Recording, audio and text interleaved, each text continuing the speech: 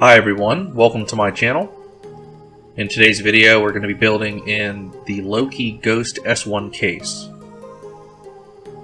The form factor is a mini ITX, so it is very small. Here's a size comparison of the PlayStation 3 next to the case. Here it is next to a water bottle. So this thing is definitely small. I built a different mini ITX case a couple years back. I also have a build video for that if you want to check it out. It's going to be the Asus Stealth case, which is a very cool case, and it's unfortunately discontinued now. Now, if you're looking for specs, temperatures, thermals, benchmarks, this is not going to be a video for you. I'm only going through the build in this video. I might do another follow-up later for benchmarks. This video is not going to cover anything like that. We're strictly going to go through the assembly, my experiences of the parts. Without further ado, let's go ahead and get into the build video. So when I first saw this case, it definitely caught my eye because of the way that it's built. The layout is definitely interesting with the graphics card and the motherboard back to back. They do give you a solution for expandability if you want to add a radiator or more fans or more hard drives. Louqe gives you the option to add top hats either to the bottom or top of the case. So this case is extremely sturdy. I'm very impressed on the quality of the actual manufacturing of the case. These pieces of metal, they're basically bulletproof. They're maybe 5mm thick of solid metal. It's machined very well. So we're going to install this graphics card, the WinFast PX8800 GTS by NVIDIA. Just joking, this is just a box with all my tools in it. The motherboard that I went with is the ROG Strix Z390i mini ITX motherboard, which is perfect for 9th generation Intel. That had the best motherboard layout of all the other mini ITX 9th generation motherboards that I could find. The brains of this build, 9th generation i9 9900K. Of course, I got a lot of doubt online that this chip is way too hot to run in this case, but I assure you that I'm going to prove them wrong. To cool it, we have the h100i RGB Platinum. The power supply is the SF750, 80 plus Platinum, completely modular. This is the perfect power supply to make sure that I'm getting enough power to all my parts. For storage, we're going to go with 2 sticks of 1TB. The Samsung 970 EVO Plus, nvme M.2, so we can run this in RAID 0. These drives boast an incredible read speed. The storage drive is going to be the one factor that you'll be noticing on a day-to-day basis. For RAM, we went with the Gskill TridentZ Royal. 32 GB total of DDR4 3600. The Silver Edition. These things are chromed out. Basically a mirror finish. Plenty of bling. RGB, and it has like a crystallized plastic piece over the top that really illuminates the light brilliantly. For graphics, I had to get one of these bad boys. RTX 2080ti. This is going to be the EVGA XC, very powerful, and yet it doesn't take up too much space. I couldn't go with a 3-slot card, so this card will be perfect. It has RGB, a really cool backplate also. The fans are even engraved with trademark. And just to do a test fit in the case to make sure that there's no clearance issues, man, there's actually space to spare. Alright, so to get into the build, the first thing that I'm going to do here is install the M.2 drives. This motherboard has a heatsink that protects the chipset, cools down the chipset, and the M.2 is in between the heatsink. The other M.2 slot is on the back of the board. This, I know, would probably be one of the first things that you want to do, because later on you won't have a chance to do this. And there is a stud that you have to install into the board before you can actually install this. So after installing the stud, we can go ahead and screw it down.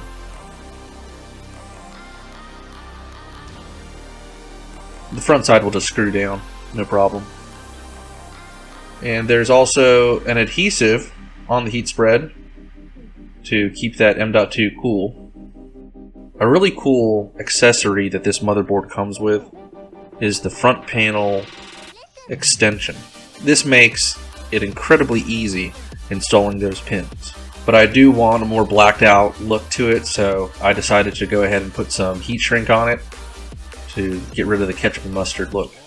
That's so you can take the pins out and rearrange them if you need to, I suppose. Now that it's completely blacked out, looks great, we'll go ahead and install it. Next up, I'm going to install the water cooler bracket. Be sure to adjust the post, that way it slides right in. There's an adhesive so it'll stick to the motherboard. And we're going to go ahead and install the studs. Now for the money shot, my favorite part. It's always a lot easier than you think it's going to be. The only trick is to handle it delicately. Man, Asus loves to brand these things.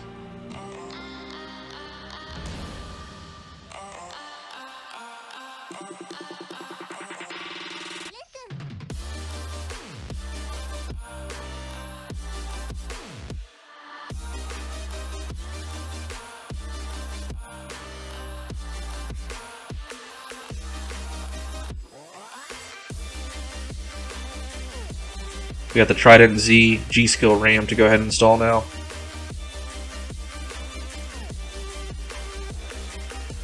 And trying to put the motherboard into the case at this point kind of ran into a problem because the bracket for the power supply was actually preventing me from putting it in.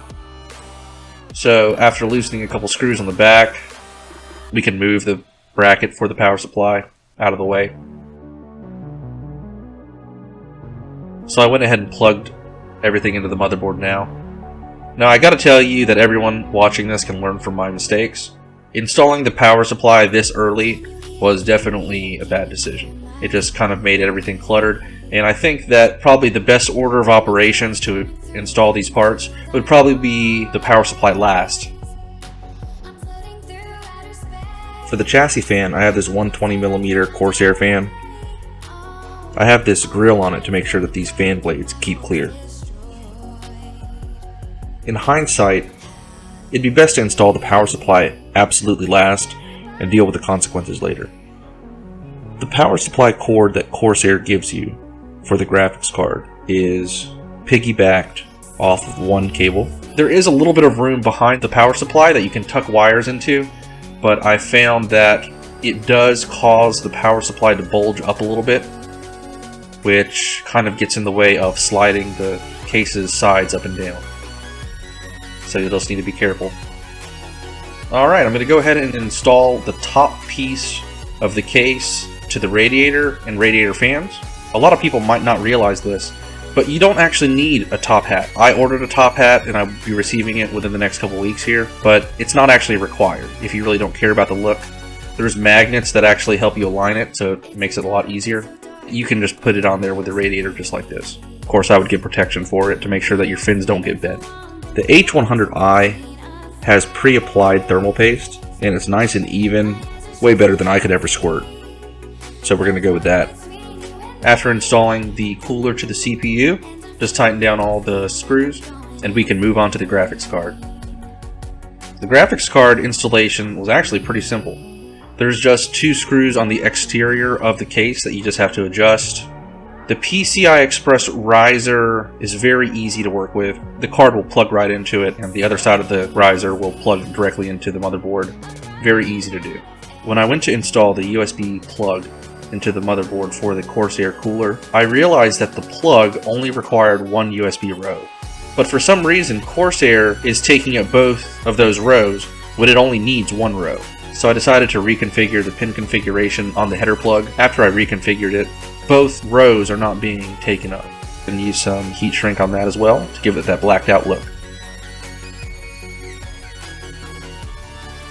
After plugging in the power cords into the graphics card, I realized that you have to make sure that it's clearing your radiator fan, so I decided to go ahead and use a twist tie to tuck those back. This water cooler is extremely good to use in this case. The tubes are very flexible and they swivel very easily. You'll just need to run this in a way that way it won't block the side when you try to close it.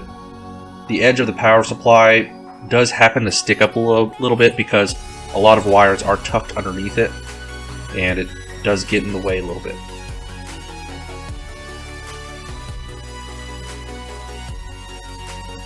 So after taking some time with working with the cable management,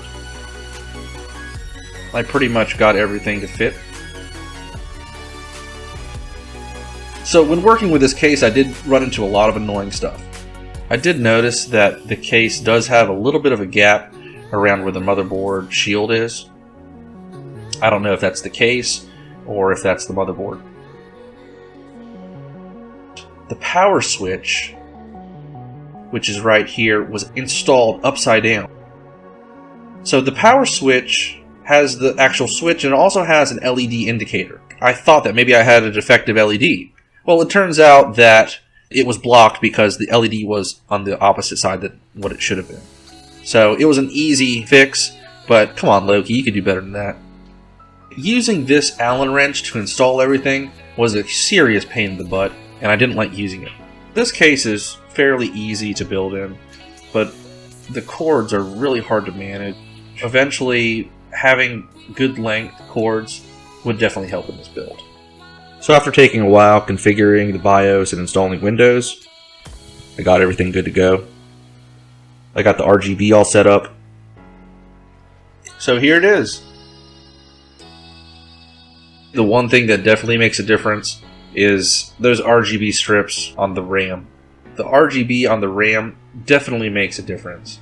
And I would say that that's probably the most aesthetically pleasing piece of RGB that's in this case. Here's what the graphics card RGB looks like. Unfortunately, you can't really see the logo that's supposed to be on the top here. And some RGB even leaks through the top of the radiator, which is a pretty cool effect.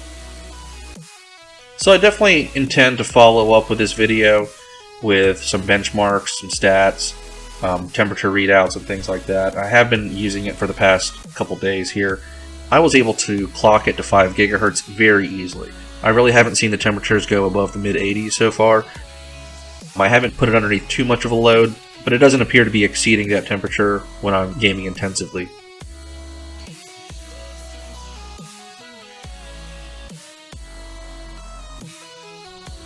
Thumbs up for Pikachu!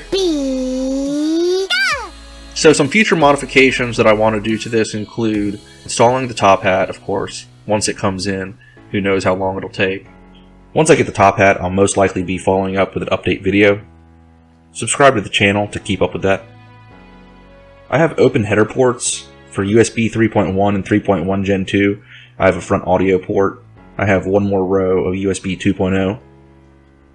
I also intend to buy some power supply cords that are the specific length to fit this case. Maybe put some custom colors in there. It also has an addressable RGB header, which can be controlled through the Aura Sync. So if I feel that this isn't enough RGB already, I could add another strip, I guess. I hope anyone that's considering using these parts or planning to build in this case could learn from my experiences, and let me know if you have any questions about the build. That's going to be it for today, everyone. Hope you enjoyed it. Have a great day.